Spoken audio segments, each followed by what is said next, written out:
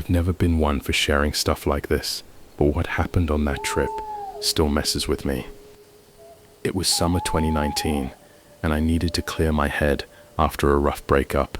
My ex and I had planned this camping getaway together, but I decided to go alone anyway. Figured the mountains would help me sort things out.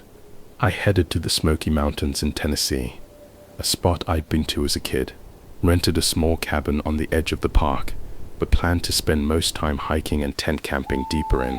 Packed light tent, sleeping bag, some food, and my old journal to write in. I drove up from Nashville, arrived late afternoon. The air was thick with humidity, bugs humming everywhere. I hiked in a couple miles to a secluded site near a ridge, overlooking a valley. No one around, just birds and the occasional rustle in the leaves. Set up camp, made a small fire, and ate a sandwich while watching the sunset. The colors were vivid, oranges and pinks bleeding into the sky. I felt okay for the first time in weeks, like maybe I could move on. As it got dark, I crawled into the tent, zipped it up tight against the mosquitoes.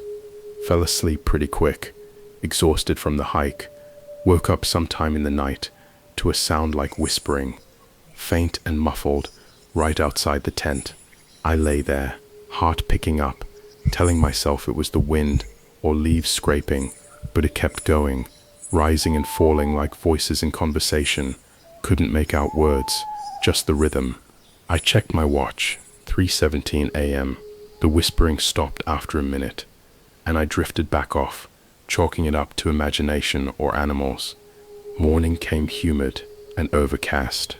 I shook off the weirdness, brewed coffee on my stove, and set out for a longer hike up the ridge. The trail was narrow, roots tripping me up here and there. About an hour in, I found this old stone foundation in a clearing, remains of some homestead, vines crawling over it. Felt eerie, like stepping back in time. I sat on a rock to rest, pulled out my journal, and started writing about the breakup, getting it all out. That's when I heard the whispering again, clearer this time, coming from the trees behind me. Sounded like two people murmuring, urgent but indistinct. I spun around, but nothing there. Called out, "Hello." Silence. My skin prickled. I packed up fast and kept hiking, glancing back every few steps.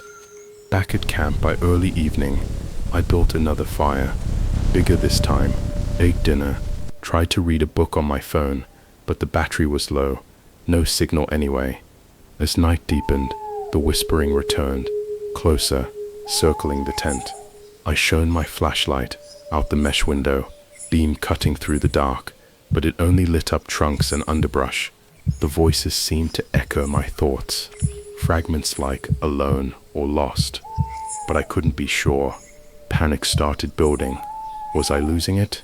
Stress from the breakup? Solitude playing tricks? I yelled, "Stop it," and it cut off abrupt. I didn't sleep much after that. Packed at first light, hiked out shaky and tired. On the drive home, I stopped at a diner, searched online about the area, found stories of hikers hearing voices in those woods, some blaming echoes or wind, others calling it something else. A few mentioned old burial sites near that ridge, from way back. Never confirmed anything, but it stuck with me. I don't camp alone anymore. Sometimes, in quiet moments, I swear I hear that whispering again, faint in the back of my mind. Thank you so much for watching. If you enjoyed this video and want to see more creepy stories like this, don't forget to hit that subscribe button.